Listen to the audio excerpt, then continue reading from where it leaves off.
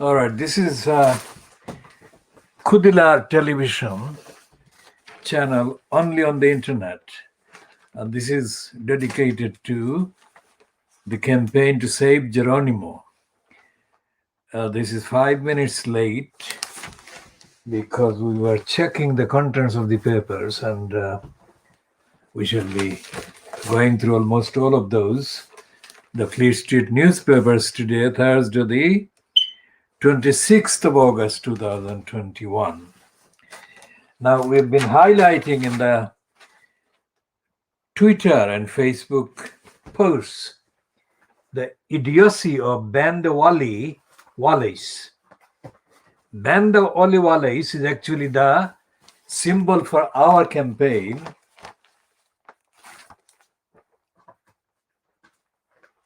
of what he has been doing in terms of the stupid denial of the need to protect animals and safeguard them. So what we have found on what page is it on the Daily Telegraph, which is the daily bribing Boris graph, because the Telegraph's brothers, until the recent death of one, the brothers have paid millions of pounds to Boris Johnson over the years since he became a contender, unexpected contender for the post of the elected mayor at the expense of the people of London. And he was able to replace Ken Lying Steel Livingston at the May 2008 kind of ritual. We shall come to that later. This is the one that in the Telegraph we have been focusing on, and we shall give the reason why. This one is on page 7, and it reads, Pet Rao diverting Afghan evacuation effort. And its subheading says,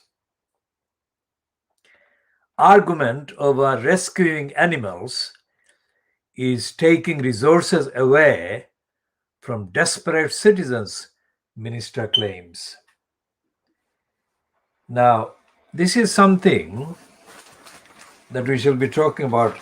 And can I say, before I go any further into this edition, that we haven't broadcast any edition of the Khoodeelaar television channel since Saturday. This is 26th. So 22nd, 23rd, 24th, 25th, 4 days we didn't do any broadcast. And the first reason is that it's very difficult to talk about Geronimo to camera without getting quite emotional. That's the first thing about me, that I would not be able to do a broadcast about Geronimo without getting emotional about it. And about emotional, the guy who wrote the poem about Geronimo from the USA has been mentioned quite a few times on the Save Geronimo Facebook page. I don't know whether anyone has noticed that I have actually written more poetry about Geronimo than that particular contributor has done. And I shall put together the poems that I have written and the lines that I have written about Geronimo in due course, of course. And the fact is that Geronimo has been, if you like, the moral, in my view, moral symbol about the need for fighting for justice in the UK and in the context of the UK, the context of the UK state, than any other individual human being. Of course, not animals, but human beings I have observed in a very active life of campaigning. Because Geronimo symbolizes all the things that are wrong in the UK in terms of the state, in terms of the power of the state or powers of the state. And when you factor in the role played by Keir Starmer,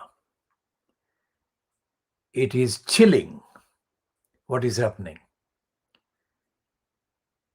Because as I have been saying in the previous few days, the reference to the Magna Carta by the Supreme Court, it wasn't made lightly. The reference to the Supreme Court, to the Magna Carta in the Supreme Court ruling, published on the 17th of January 2017, after 2 years of deliberations, privately, I think, because the actual hearing in the case, Belhaj and another, the another is his wife, and Straw and another. That was the title of the case. And when the Supreme Court actually published their ruling on the 17th of January 2017, their kind of decision to so clearly refer to the Magna Carta represents two things. One is that in the 800 years since that particular text was composed or written, there has been nothing. 800 years have passed. Think about that, 800 years since 1225. Nothing has happened in the English jurisprudence, that is the reasoning given in the judgments. That is one summary, brief way of understanding jurisprudence. So you can go back over 800 years and you can check all the written references to the concept that that particular quotation from the Magna Carta actually refers to. Justice, the concept of justice. When Helen stands with that placard, Justice for Geronimo, it actually goes back to 1225, 800 years. And this week, the Times columnist has said, the one that I shall get the name in a minute.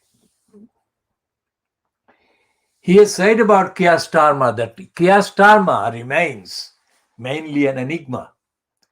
That is the headline. And it is absolutely true. Because Keir Starmer, when he readily endorsed the murder plot against Geronimo, he did a severe injustice to the cause of justice, due process, rule of law, Magna Carta. Can I just say to those who are newcomers to the discourse in the law. And this is going to be mainly based on the law.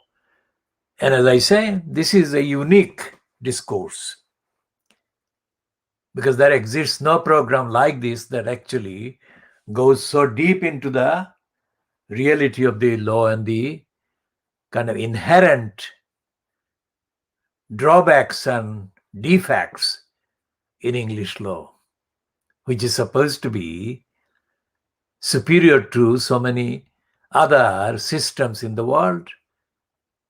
And the evidence that exists now and is emerging about the behavior of these judges, and I talk about judges more than I talk about the others at this stage because the newspapers, which I'm doing the diagnosis of, world exclusive diagnosis of Fleet Street, they entirely wrongly but habitually, routinely, ritualistically treat the fact that there was a sitting in a place called the High Court. And they give the priority, the topmost priority to that fact that there was something that happened inside a building or inside a premises or inside an address in the Strand in London or somewhere called the High Court. That should not be the behavior of the newspapers. They should be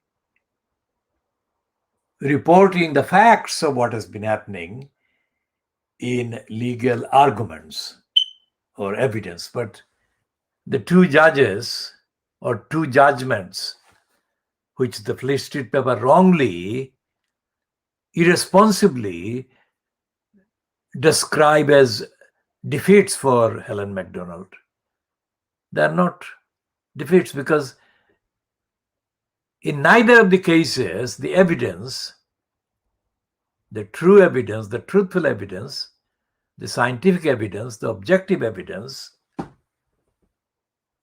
was not assessed, looked at, examined, or even recognized. Now this is a denunciation. This diagnostic broadcast is a denunciation of the reality of what is happening in the name of the law, in the name of the courts. And this is an updater edition because many people watching this may not have seen the previous ones that I have actually broadcast, condemning the various aspects of the institutional legal bureaucracies. People who are interested in the institutional aspects of society may be interested to know that there is a sequel to an earlier play about Stephen Lawrence. The sequel is doing the rounds. And one of the kind of actors featured in the papers earlier this week as one of the metropolitan policemen is being played by Steve Coogan. They're just giving a reference so that people can check easily. Now, the reason why I said that the evidence was not examined is not my opinion because I haven't been inside the courts. I'm going by published accounts about the latest one, which is a woman from Birmingham called Mary Stacey, who has been given a job as a, quote, High Court judge, based strictly on the contents of what she has said, as the reports show her to have done. I have looked at all the accessible reports in the newspapers. I have not found, as I speak now, I have not found any kind of full transcript of what she said yet. That it may exist, but I have to yet access it and find it. Even without having found it, I can confidently say and assert that this is a very sick-minded person, Mary Stacy. I'm not saying that because I know her, I don't know her, but based on her background and everything else that she has done and said, which I have checked by researching her online, it is impossible to justify appointing her as a judge in the High Court. I would not in a million years find any justification for someone of Mary Stacy's wrongness to be allowed to be a judge. Unless, of course, we are talking about an era before the Magna Carta, an era of complete darkness, dictatorship, corruption, and an era that has been often during the Cold War years laid at the door of the Eastern European bloc. No due process, no rule of law, no sense of justice, no freedom. Czechoslovakia, Alexander Dubček, a highly enlightened individual, was reduced to a status where he was being treated by the state as a moron because he had the audacity. He had the audacity to resist the lies and the denials. So Alexander Dubček. So when I say that Geronimo is a symbol of the struggle for justice, I mean that. I mean the writings of Alexander Solzhenitsyn against the Stalinist repression. This is the kind of society that Geronimo is faced with. Geronimo is not facing a democracy. Geronimo is not being subjected to open, systematic plot to be murdered for being innocent. So when Nigel Lawson's idiotic son, Dominic Lai's son, had the headline to his idiotic piece in the Mail on Sunday, why Geronimo was getting so many people actively supporting his cause. He didn't know what he was talking about. Dominic Lai's son is a dummy, as is Ben Wallace, as is, of course, useless Eustace, and as, of course, he is the congenital liar Boris Johnson. These are not my words. Boris Johnson has been described by the woman who was French ambassador to the UK for several years, Sylvie Barman, who is a career diplomat, but now she's, I think, resigned or retired from diplomatic service in the French state's cause. She told the Times newspaper earlier this year that Boris Johnson, of course, Boris Johnson is a congenital liar. And she hastened to say that Boris Johnson had caused, Britain to scuttle itself, mess itself up. I mean, what did the people of this country do to deserve a regime that is fronted by Boris Johnson, a cabal, which has got so many people like Ben Wallace, by George Eustace,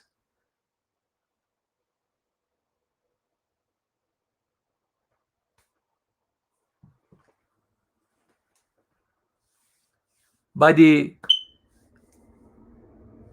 kind of reluctantly resigned Matt Hancrook,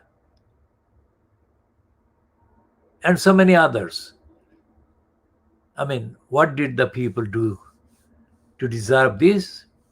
And the answer is the people didn't have a democratic campaign in their entire lives.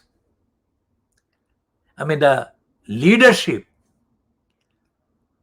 the banality of the leadership contest for the conservatives that preceded the December 2019 so-called election, the banality was unbearably stupid and empty. And yet the likes of celebrities or big names like Ian Dale, Andrew Neil, these are big names. And these idiots allowed Johnson to get away. And the reason why they allowed was because the entire background in the country, background including the so-called Labour Party, was empty. And this headline in the Times earlier this week that says that Keir Starmer is an enigma, that sums up the lack of action, democratic action, action for justice that the people of this country can be on the facts. Not because I want to call them guilty, but they can be accused of that. Look at the comments by Dominic Lawson. He would not dare, he would never dare denounce a movement, and Geronimo symbolizes that movement as made up of people who are deluded. How could he do that? If he knew that the main status quo, the main establishment, the main institutions of this country, the positions, the decision-making positions in those institutions are held and occupied by people who are enlightened, really educated, and have got the sense of justice about them. He would not do that because he would know that he would be immediately exposed and condemned in Fleet Street, but he hasn't been. We have condemned him, but Lawson hasn't been condemned by others in Fleet Street. Think about that. Anyone who is following the Save Geronimo Facebook page would know that there are many posts from the Khoodeelaar campaign. And one person kind of made a comment that we are making too many comments. Well, I'm a very, very busy person, and I've been busy for a very long time. Why? Because there are too many wrong things going on in society. So I have to address as many as I can manage to do. So the fact that I have been able to spend the last fortnight or so as much time as I have done in supporting Geronimo and trying to understand what is going on in the campaign shows that I take this very seriously. And as I said, I mean, Geronimo is a symbol. It's not a thing I'm saying lightly. And anyone who is wondering who I am absolutely 100% campaign. I've always been. I mean, I have been in my time in a position that I've been offered all kinds of government positions, so many places. And I've said no. Not because having government position would not give me material comfort, etc., and other things, but I have said no consistently for a very long time. And I will say no to any offer from anybody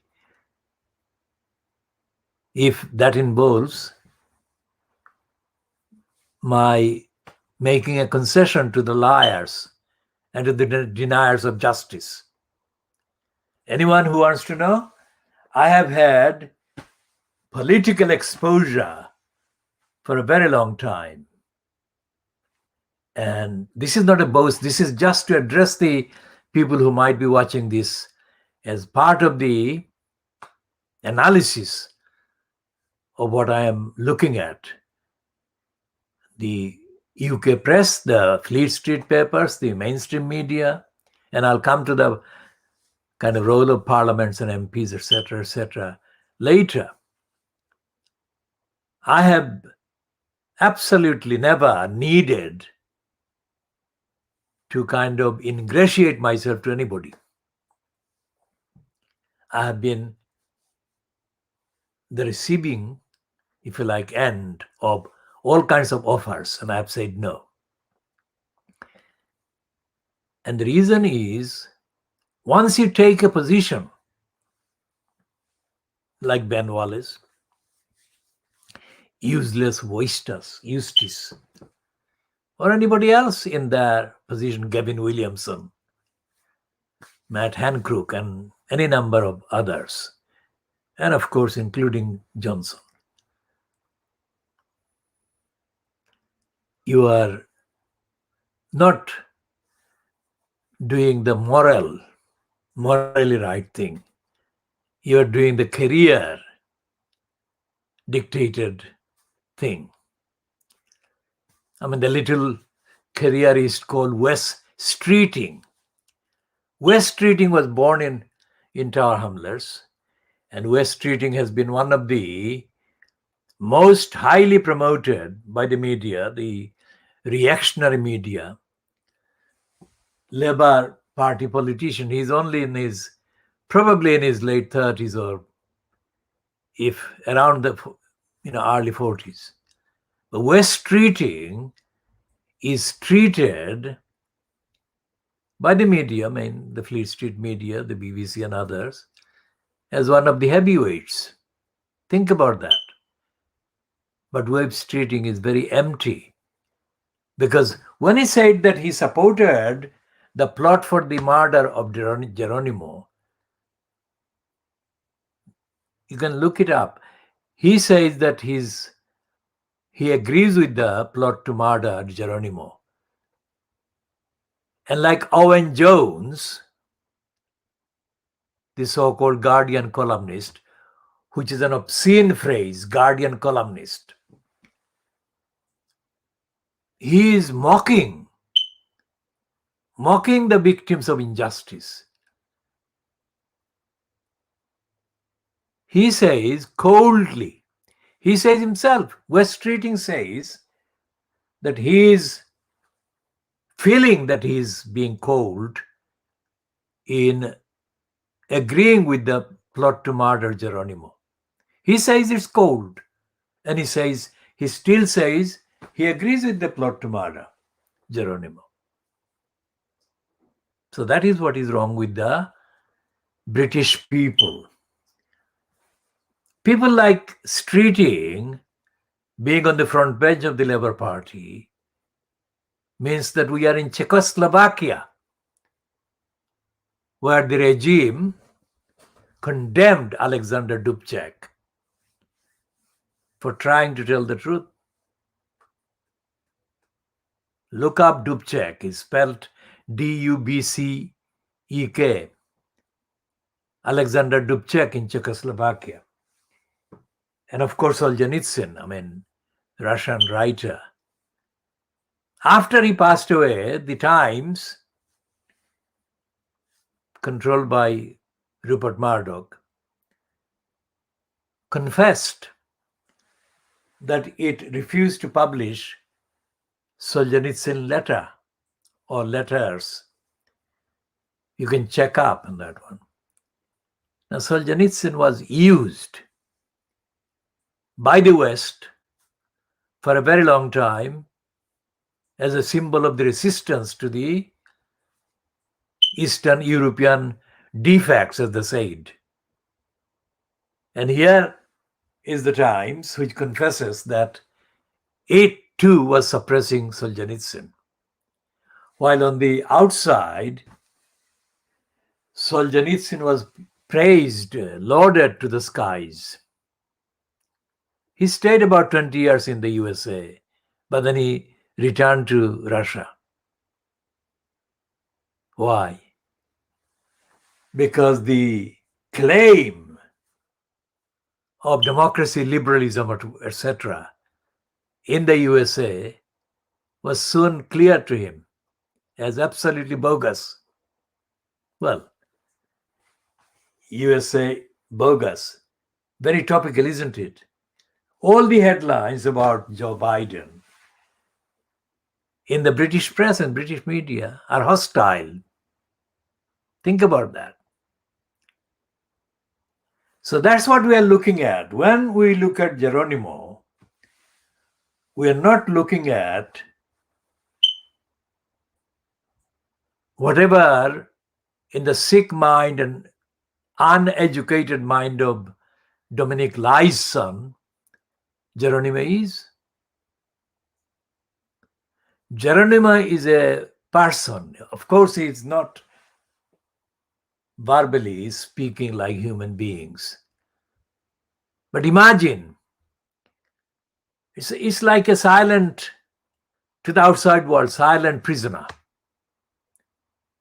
How the way that Nelson Mandela was referred to by many, although he was vocal, he was being visited on the Rhode Island prison by many people regularly. To the outside world, he was not communicating directly.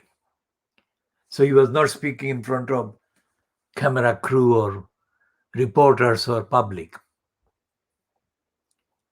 So imagine Geronimo as a person who is able to articulate their reactions and their thoughts, but they're not being able to articulate that in the literal sense of human language. But you can make up for it. We can ascribe to Geronimo the feelings. And think about that. Then just spell out 4 years. When the Times on the 9th, I think, 9th of this month, published the piece about Leonie Walker, I think, the person who bred Geronimo in New Zealand, she came across quite naturally, quite emotional. Of course, it was in context of the fact that she was being contacted to comment about Geronimo. And the reason why the need existed for her to comment on Geronimo was because Geronimo was not in a position of other healthy alpacas that she had bred and she had been looking after.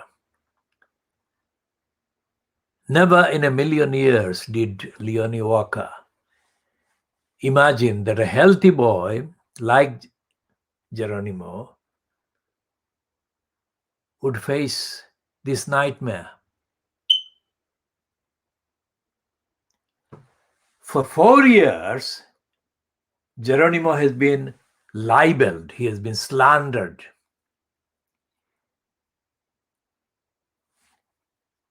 As has Helen. 4 years. And the British newspapers lawyers have kept it quiet, have in the main suppressed it. How can a human being like Helen be repeatedly called a liar, which is what DEFRA has been doing? 4 years. She is not a burglar. She is not a criminal. So why have they been calling her a liar? Which is what they have been doing. Why? Where is the justice? I've tried to explain the application of the Supreme Court's quotation of the Magna Carta to Helen's case. And at this stage, so far, I don't know anything about the details of what court cases she has been actually involved in. And I have not spoken to any of her lawyers. She has referred to her good legal team, but I don't know who they are she's referring to. I only know about the one that has been mentioned in the case of Mary Stacey, which is Catherine McGuy, quote, QC. But I haven't had access to any real statements by even Catherine McGuy. As I said, I haven't had access to the transcripts of the records of any of the cases. Having said all of that, my purpose is not kind of vague. My purpose is that whatever has happened in the court cases so far is only a small amount, or only a small kind of set of things that can be done legally. And when I say legally, I include, I don't say solely, but I include the role of the formal sitting courts and court officers. And as I've been saying to people in the posts on the Save Geronimo Facebook page, legal action doesn't start or end with a sitting in the court room or in the court building. So you can rewind and you can hear what I've said again. Legal action, which I have been having to do for a very long time, and successfully, because I'm not a campaigner doing the campaign for the money. So I don't look at how much I will earn by doing a campaign. Never. What I do is, this is what is illegal, and I'm going to expose the illegality. And I have got people out of jails and whatever. I don't know the numbers because it's been a long time, long campaign. And I get people out of troubles, and I never count how much they would spend in hiring a formally licensed law trader, which is what I call barristers, licensed law traders. License. They are not upholders of justice, but they are license holders. Think about the difference. So I don't know what legal actions have been taken so far by Helen or on her behalf. I don't care who has done what, because my focus is not on them. My focus is on what we can do, still do, to defend Geronimo legally. And the legality, I shall do the listing. The legality is that despite the fact that Brexit has happened, in the words of Boris Johnson, let's get Brexit done, the UK is not out of the international organizations. The European Union is only one international organization that the UK was a member of, but the UK remains, which is another thing that I've been highlighting. People may get kind of wondering, why is he referring to all these things? And the simple answer is that if you genuinely believe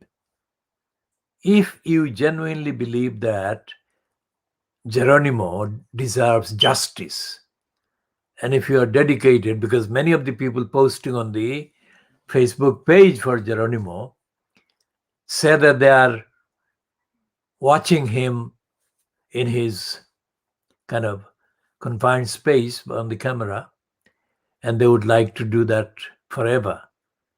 If you genuinely believe that Geronimo is a brilliant person, lovely boy, innocent boy, and all the other things, then you must do absolutely everything legally, and you must not treat anything I'm saying as being kind of avoidable. I'm not. Think about what I'm saying and think if you have done the things that I'm saying should be done. If you have done those, then of course you can ignore what I'm saying. But I doubt that you have done that, because I have looked at the posts on the Save Geronimo Facebook page and I can't find anything being said by anybody else similar to what I'm saying. Think about that. And the reason why they're not saying anything similar to what I'm saying is because they are intellectually confined, and the kind of conditioning is to defer to the government, defer to the MPs, and so on.